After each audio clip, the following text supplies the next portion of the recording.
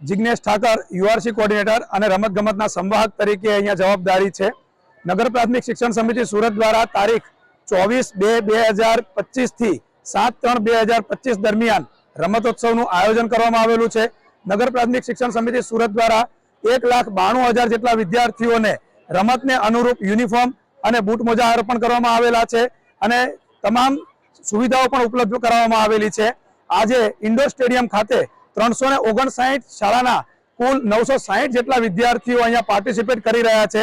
એ પાર્ટિસિપેટમાં yoga, chess, carrom, badminton, table tennis, judo, karate, taekwondo જેવી game અહીંયા રમાઈ રહી છે આજે।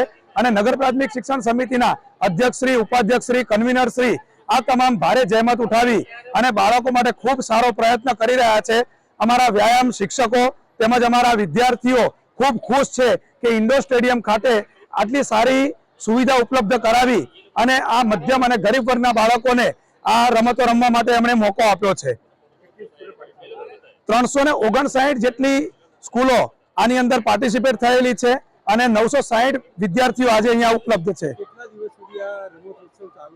24/2 થી લઈ અને 7મી માર્ચ સુધી એટલે લગભગ અમારા 10 દિવસના કાર્યક્રમ દરમિયાન અંદાજે 24,000 જેટલા વિદ્યાર્થીઓ આ રમતોત્સવમાં ભાગ લઈ રહ્યા